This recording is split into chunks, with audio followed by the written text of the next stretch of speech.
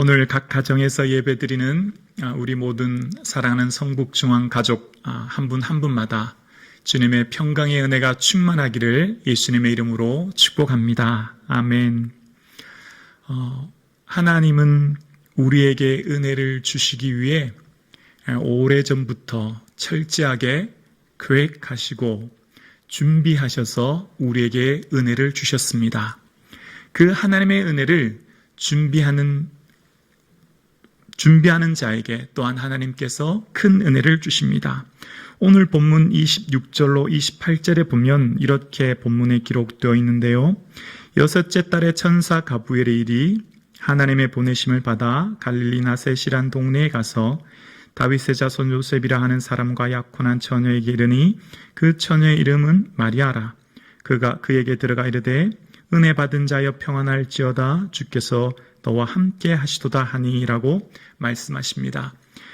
여섯째 달, 그러니까 천사 가브리엘이 제사장 사가랴에게 세례 요한이 태어날 것을 예언한 후 그 6개월이 지난 후 갈릴리 나사렛에 있는 마리아에게 예수님의 태어날 것을 예언해 줍니다.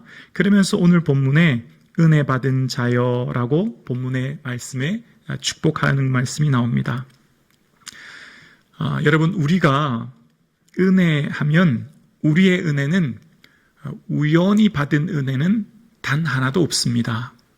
우리가 받은 모든 은혜는 하나님의 철저한 계획과 준비로 이루어진 은혜입니다. 우리가 받은 은혜는 그저 받았지요. 공짜로 받은 것입니다. 그렇다고 이것이 하찮은 것이 아닙니다. 이것을 가볍게 여기시면 안 됩니다. 왜 그럴까요? 우리에게 하나님의 은혜를 주시기 위해 하나님은 오래전부터 준비하셨기 때문이에요. 마태복음에는 주께서 선지자로 하신 말씀을 이루려 하심이라 라고 하는 말씀이 끊임없이 반복됩니다. 무엇을 말할까요? 오늘 본문에 예수님께서는 요셉과 약혼한 처녀 마리아의 몸을 통해서 이 땅에 오십니다. 이 예언은 700년 전 선지자 이사야로부터 예언하신 것, 보라 처녀가 잉타하여 아들을 낳을 것이요 그 이름을 임마누엘이라 하리라고 하신 그 700년 전의 예언, 준비, 하나님의 철저한 계획 속에서 예수님이 오게 되었지요. 하나님의 헤아릴 수 없는 준비입니다. 뿐만 아니라 예수님께서는 오늘 이 예수님이 태어날 것이라고 하는 수태고시는 갈릴리 나사렛에서 들었습니다. 그러나 예수님이 태어난 곳은 베들레헴이죠. 바로 미가 선지자의 예언처럼 베들레헴 에바브라드라야 너는 유다 족속 중에 가장 작을지라도 이스라엘을 다스릴 자가 내게서 나올 것이라 라고 하는 미가 선지자의 예언처럼 비록 지금 예수님의 태어날 것을 나사렛에서 들었지만 어디서 예수님이 탄생하시죠? 베들레헴에서요. 그래서 예수님이 베들레헴에서 태어나기 위해 누가복음 2장에 보면요. 아우구스도가 영을 내려 천하로 다 호적하라 명령을 내립니다. 그 호적을 하라 명을 내렸기 때문에 예수님은 나사렛에서 어디로 올라가십니까? 베들레헴으로 올라가는 거예요. 예수님의 태어나시기 위해서 황제를 움직여 예수님의 탄생을 준비하신 것이죠. 우연히 이루어진 것이 아니라는 겁니다.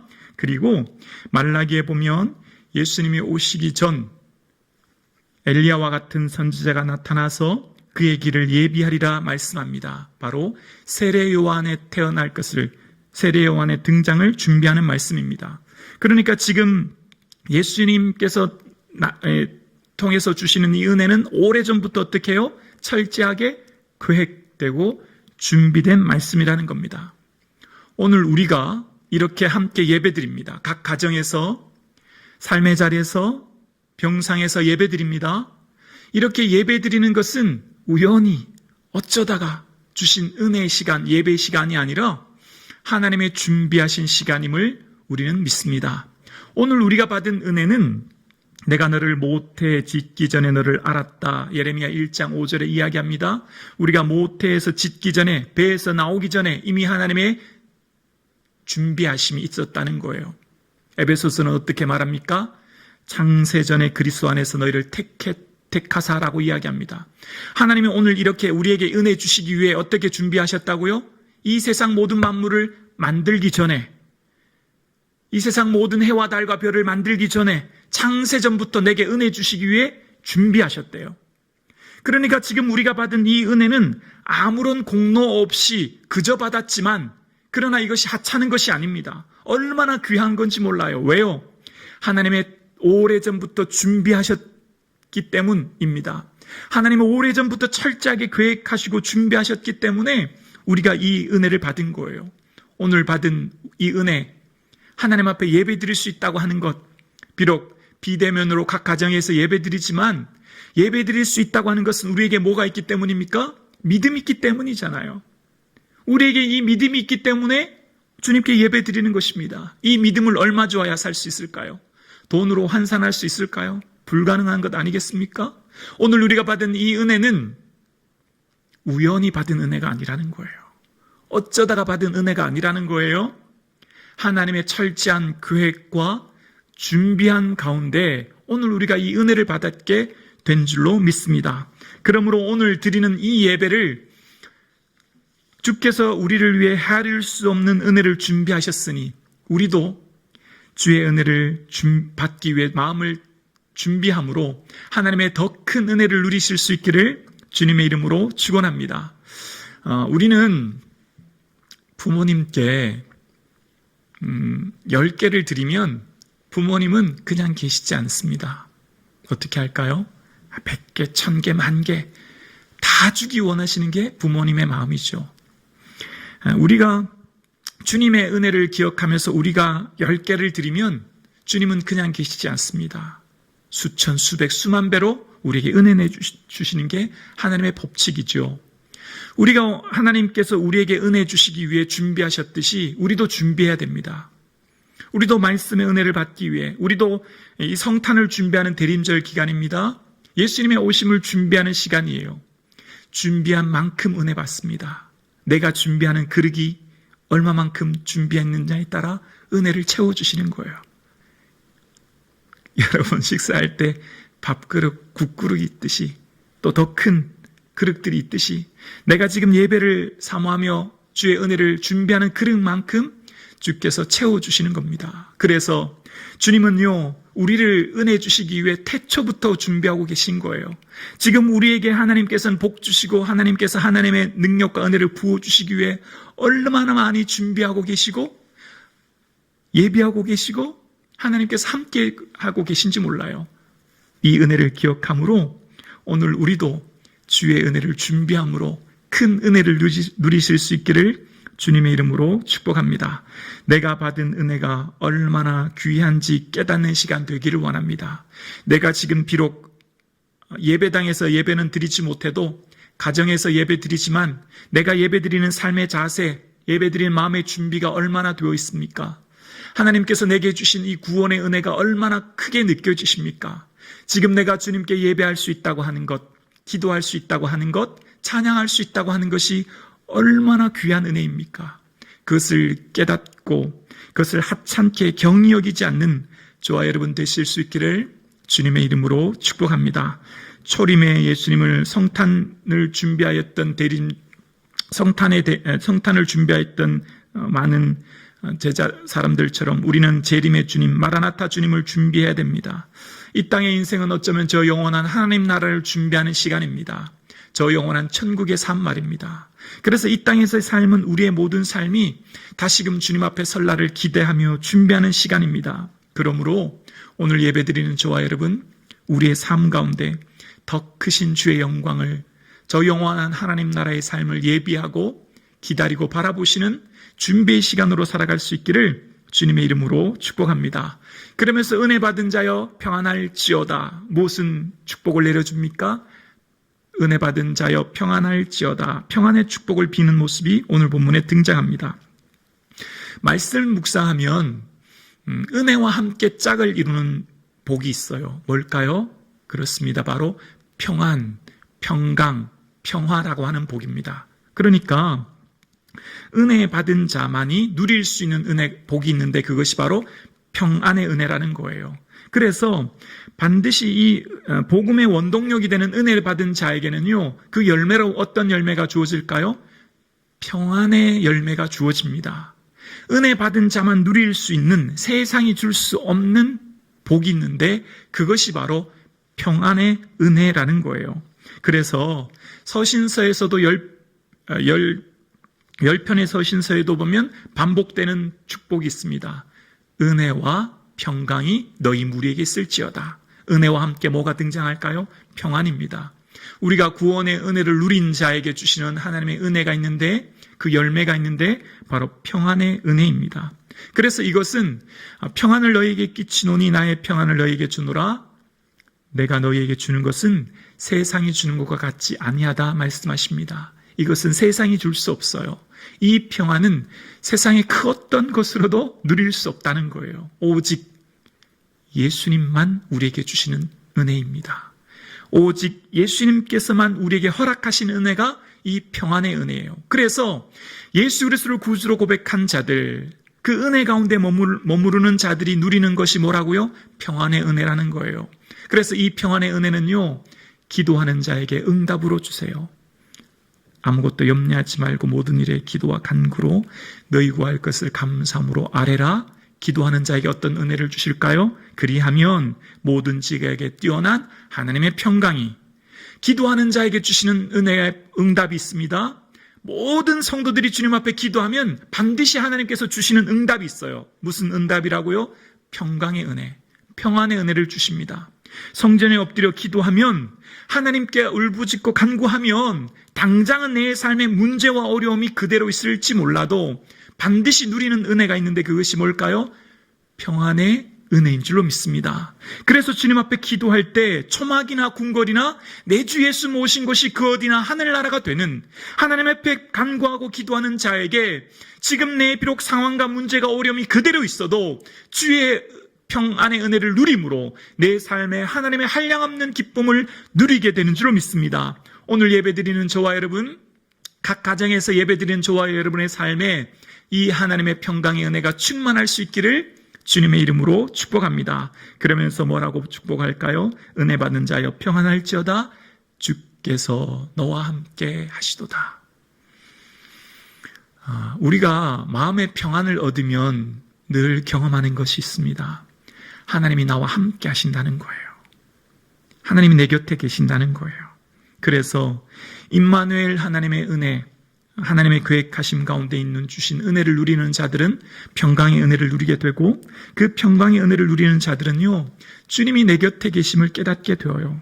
오늘 비록 이 성전에서 예배드리진 못해도 각 가정에서 예배드리는 성도님, 그 예배 하나님 기뻐 받으시고 그 각 가정에 주께서 지금 임재해 계시고 함께 하시는 줄로 믿습니다. 그 하나님의 은혜를 바라볼 수 있기를 원합니다. 자, 그러면서 마리아에게 놀라운 말씀을 하시는데요, 29절부터 보면 천사가 그 말을 듣고 놀라 이런 인사가 어찌민가 생각하매 천사가 이르되 무서워하지 말라. 내가 하나님께 은혜를 입었느니라. 보라, 내가 잉태하여 아들을 낳으리니 그 이름을 예수라 하라. 그가 큰 자가 되고 지극히 높으신 이의 아들이라 일컬어질 것이요 주 하나님께서 그 조상 다윗의 왕위를 그에게 주시리니 영원히 야곱의 집을 왕으로 다스릴 것이며 그 나라가 무궁하리라. 아멘.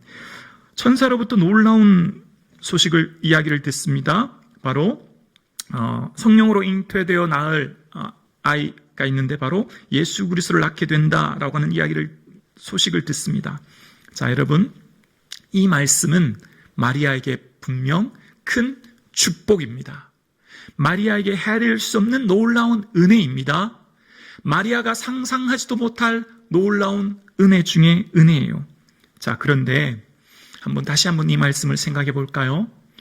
우리는 은혜하면 보통 이럴 때 은혜를 이야기해요. 사업이 잘 되었을 때, 한 해를 되돌아보니 사업이 잘 되고 자녀가 건강하고 내 모든 일들이 계획대로 잘 되면 하나님 은혜입니다. 그렇게 고백하지 않습니까? 그러니까 어떤 일들이 잘 되었을 때 돌아보며 드리는 것이 우리는 은혜라는 단어를 많이 써요. 그러니까 모든 것이 하나님께서 허락해 주신 것이라고 하는 고백이 담겨져 있죠. 자, 그러면 지금 오늘 이 말이 마리아에게 은혜가 될까요? 한번 생각해 보자는 거예요. 마리아가 지금 어떤 상황이죠? 처녀예요. 그런데 그에게 어떻게 된다고요? 아이를 잉태하게 된다는 거예요. 복이 될까요? 마리아에게 지금 이것이 은혜가 되려면 이런 소식이 마리아에게 천사로부터 받아야 돼요. 마리아야, 걱정하지 마. 너의 앞으로 결혼의 지참금은 내가 책임져 줄게. 너는 너에게 많은 물질의 복 줄 거야. 마리아야, 걱정하지 마라. 내가 약혼한 내 남편 요셉이 앞으로 로마 정부의 높은 간직에 오르게 될 거니 너는 걱정하지 마라. 혹은 마리아에게 당장 눈에 보이는 돈이나 명예를 줘야 그것이 은혜가 되지 않겠습니까? 우리가 일반적으로 생각할 때, 우리가 생각하는 은혜의 개념으로 생각할 때 말입니다. 근데 지금 마리아에게 천사가 뭐라고 했죠? 내가 잉태하여 예수 그리스도를 낳게 될 것인데 그분이 하나님의 아들이라 일컬음을 얻게 될 거야. 그런 예언이에요. 이것이 은혜입니까? 아니에요. 마리아의 입장으로는 전혀 은혜가 아닙니다. 이때 당시 약혼은요, 결혼하기 전 증인들이 입회해서 결혼 1년 전 공식적으로 선언하는 행위로서 법적으로는 부부가 되었음을 선포하는 행위예요. 그러니까 이미 이때부터는 법적인 남편이 요셉이라는 거죠. 그래서 이때 초혼의 나이가 보통 12세에서 14세인데요. 약혼한 기간 동안 배우자가 임신을 하게 되면 신랑의 명예를 더럽혔다고 하여 그때 당시는 돌로 쳐도 된다는 율법이 있었다는 거예요. 그러니까 지금 이 소식은 마리아에게 은혜가 아니에요. 축복이 아니에요. 뭐예요? 화예요. 고난이에요. 문제예요. 지금 마리아가 이 소식을 들었던 것, 내가 아들을 낳게 될 것이고 지극히 하나님의 아들이라고 하는 것, 머리로도 도저히 이해되지 않아요. 첫 번째, 자기는 남자를 알지 못해요. 남자와 관계를 맺지 않았는데 아이를 낳는다고 하는 것. 두 번째, 그 아이가 하나님의 아들이라고 하는 것, 도저히 믿어지지 않는 사실입니다. 어떻게 하나님이 그 거룩하신 하나님의 아들을 내가 잉태할 수 있으며 낳을 수 있습니까? 이것은 마리아에게 두려움, 공포, 염려, 불안입니다. 이것은 객관적으로 볼 때 그에게 엄청난 두려움이라는 거예요. 지금 이것은 마리아에게 절대 은혜가 될 수 없어요. 하나님의 관점으로 볼 때, 먼 미래적 관점으로 볼 때 반드시 이것은 마리아에게 은혜요, 축복이지만 인간적인 관점으로 볼 때, 현재적 관점으로 볼 때 그것은 화요, 고난이요, 문제라는 겁니다. 자, 그런데 먼저 결과론적으로 먼저 말씀을 묵상하면 그렇습니다. 결과를 보면 마리아가 어떻게 하죠? 주의 여종이오니 말씀대로 이루어지리다 순종합니다. 목숨을 건 순종을 하는 거예요. 자, 그렇게 목숨 건 순종을 할 때 오늘 앞서 34절부터 어떻게 그렇게 순종할 수 있었는지를 34절부터 이렇게 이야기합니다. 마리아가 천사에게 말하되 나는 남자를 알지 못하니 어찌 이 일이 있으리까? 천사가 대답하여 이르되 성령이 내게 임하시고 지극히 높으신 내 능력이 너를 덮으시리니 이러므로 나실 바 거룩한 이는 하나님의 아들이라 일컬어지리라. 보라 내가 내 친족 엘리사벳도 늙어서 아들을 배웠느니라. 본래 임신하지 못한다고 알려진 이가 이미 6달이 되었나니. 오늘 이 후반부에 하나님 천사를 통해 뭘 말씀하면요, 성령이 내게 임하시고 높으신 이의 능력이 너를 덮으실 것이다. 두 가지를 이야기합니다. 성령의 임재하심, 그리고 그 임재하심으로 말미암아 그 능력이 내게 덮게 된다고 하는 말씀입니다. 마리아가 지금 이 일을 이룰 수 없다, 마리아의 생각으로는 도저히 불가능하다고 그랬죠. 자기는 처년대 아이를 낳는다고 하는 것, 그리고 그 아이가 어떻게 해요? 하나님의 아들이라고 하는 것은 도저히 내 머리로 이해되지 않는, 상식적으로 납득되지 않은 말씀인데 어떻게 해요? 성령이 임재하시고 그 권능으로 내게 덮으리니 그리고 내가 나실 이가 하나님의 아들이라고 말씀해 주셨다는 그 말씀이 마리아에게 임하게 됩니다. 성령이 임재하시고 높으신 능력이 덮는다고 하는 것은요, 이 말씀을 묵상하면 동일하게 나타나는 구절이 있습니다. 언제일까요? 사도행전 1장 8절이에요. 오직 성령이 너희에게 임하시면 너희가 권능을 받고 예루살렘과 온 유대와 사마리아와 땅끝까지 이르러 내 증인이 되리라. 그때도 뭐가 임하죠? 성령이 임재하시면 무엇을 받아요? 권능, 능력, 힘을 받게 되어서 열방으로 복음 전하게 된다는 거예요. 그때 그 전에 제자들은 어떻게 했는데요? 도망갔잖아요. 예수님 부인하고 도망갔던 겁쟁이 제자들이 어떻게 해야 된다고요? 성령이 임재하게 되었고, 그래서 그 뒤부터 목숨을 내어 던지며 주를 위해 삶을 드리는 자로 변화되었습니다. 왜요? 성령이 임재함으로, 권능을 받음으로. 그래서 그 이름을 위하여 능력받는 일을 합당한 자로 여기며 기뻐했다고 사도행전은 이야기합니다. 그러니까 지금 오늘 다시 이 말씀을 묵상하면 그렇습니다. 인간적인 관점으로 볼 때 마리아가 받은 은혜는 인간적인 관점으로 볼 때 축복이 아니야 화요, 고난이요, 문제입니다. 그런데 어떻게 이것이 은혜가 되냐고요? 성령이 임재하면 능력을 받게 되고 높으신 능력이 너를 덮게 되는 것을 깨닫게 된다는 거예요. 자, 여러분, 우리의 삶을 한번 생각해 볼까요? 저와 여러분의 삶은 우연히 이루어진 삶은 없어요. 지금 내가 만난 남편, 아내, 내 직장, 내 삶의 자리는 어쩌다가 우연이 아니라는 거예요. 마리아의 삶에 가브리엘 천사로부터 잉태의 소식을 들었던 것 우연이 아니라 700년 전, 아니면 이미 오래전부터 하나님의 철저한 계획과 준비 가운데 들려진 소식이었고, 그것이 마리아에게는 축복입니다. 그런데 마리아의 관점으로 볼 때 그것이 뭐라고요? 화요, 고난이요, 문제예요. 우리의 삶에도 지금 내 삶에 주어진 일들이 내 인간적인 관점으로 볼 때는 문제투성이에요. 고난이에요, 화예요. 도저히 이해되지 않는 일들이 많이 있습니다. 지금 내 삶의 모든 일들이 분명히 그것은 고난인데, 문제인데, 그러나 성령의 충만함을 덧입고 성령의 권능이 내 마음을 다스릴 때 내 눈에는 새로운 시야가 열리는 거예요. 새롭게 보여지기 시작하는 거예요. 내 남편, 내 아내, 내 가정, 내 딸, 내 직장, 내 모든 삶이 하나님의 준비하심과 계획 가운데, 예비함 가운데 주어진 것이요. 이 삶은 인간적인 관점으로 볼 때는 고난이요, 문제이나 이것을 현재적인 관점, 인간의 관점으로 볼 때 문제로 보지만 하나님의 관점, 믿음의 관점, 영적인 관점으로 먼 미래에서 보면 이것을 믿음으로 이겨낼 때 합력하여 선이 되고 축복이 되고 은혜가 될 줄로 믿습니다. 오늘 저와 여러분 삶 가운데 이 고백이 있어질 수 있기를 주의 이름으로 축원합니다. 창세기에 보면 노아에게 창세기 6장에 보면요, 그러나 노아는 여호와께 은혜를 입었더라라고 이야기합니다.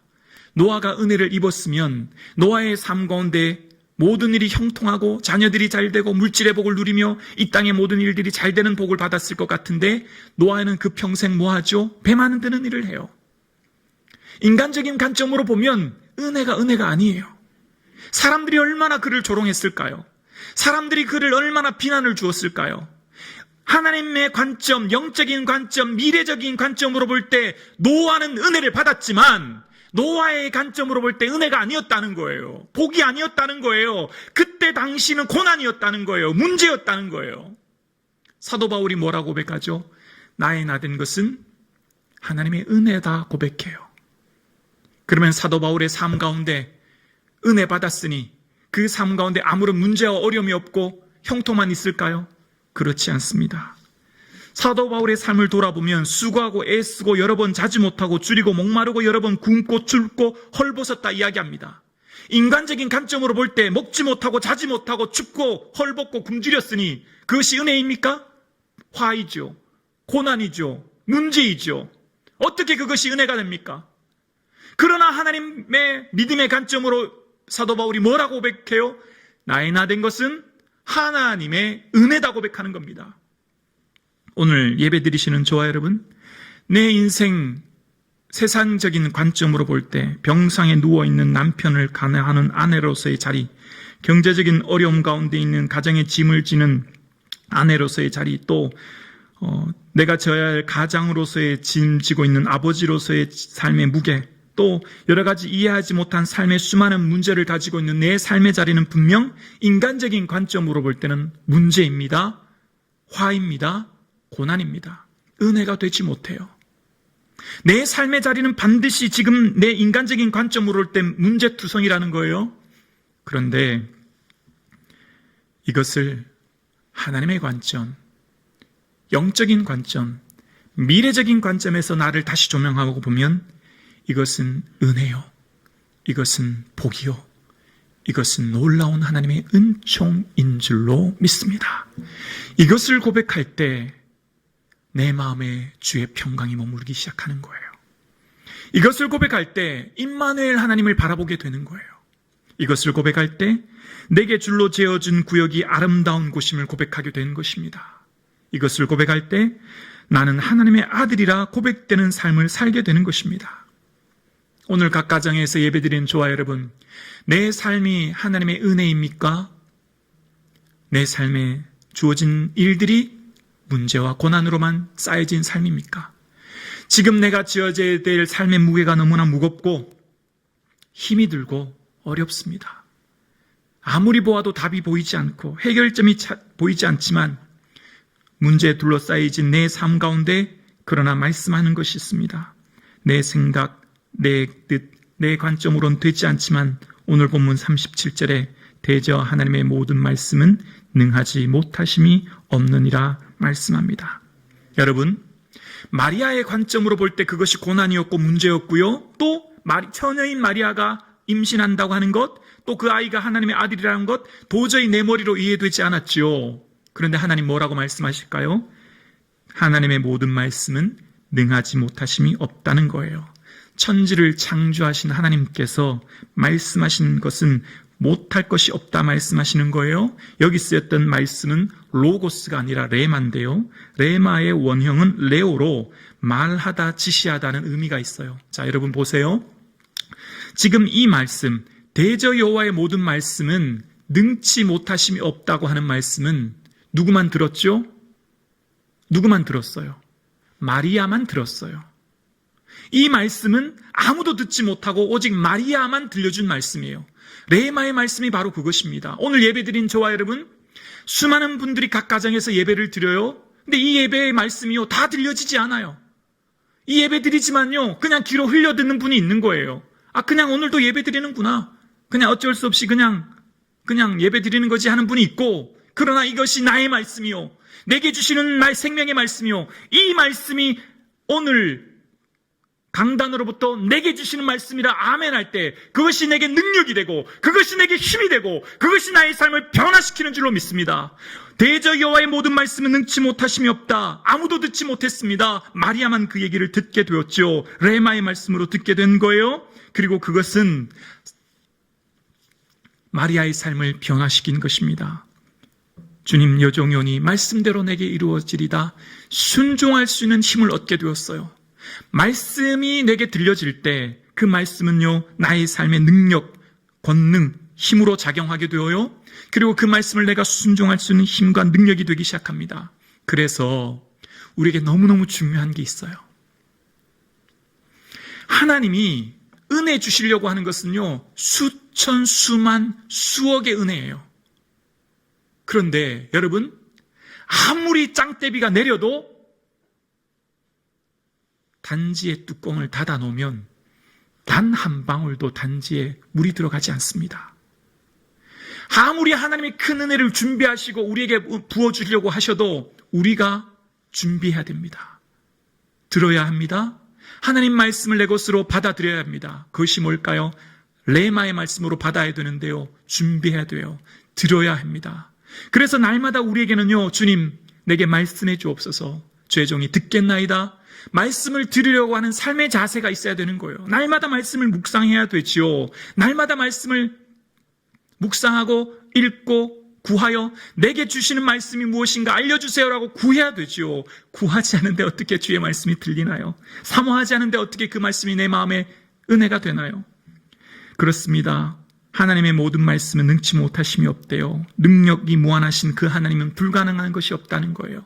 저와 여러분의 삶 가운데 이루어주신 그 하나님의 말씀은요, 놀라운 능력의 말씀이 되어 역사하신다는 겁니다. 그리고 여종이오니 말씀대로 내게 이루어지리다. 뭐 할까요?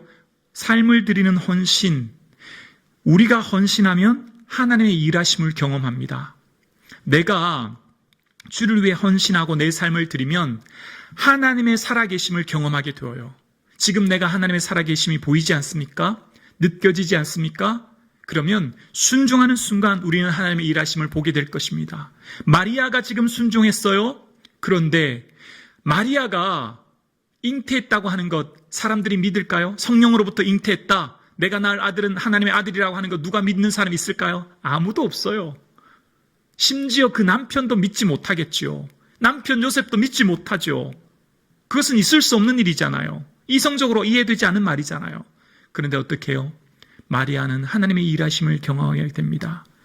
가브리엘이 사가랴로부터 예언한 후 6개월 후 마리아에게 예언하고 그 다음 그 천사는 요셉에게 예수님의 잉태 소식을 전하죠. 오늘 본문과 동일한 본문이요. 오늘은 마리아에게 이 소식이 전하지만 마태복음에는 누구에게 전할까요? 요셉에게. 요셉이 처음에는요. 그 사실을 알았을 때 어떻게 했죠? 가만히 끊고 자했어요. 근데 어떻게 하죠? 천사로부터 그 소식을 듣습니다. 내 아내 마리아 데려오기를 무서워하지 말라. 그가 잉태된 것은 성령으로 된 것이다. 소식을 듣고 요셉이 아들을 낳기까지 동침하지 않습니다.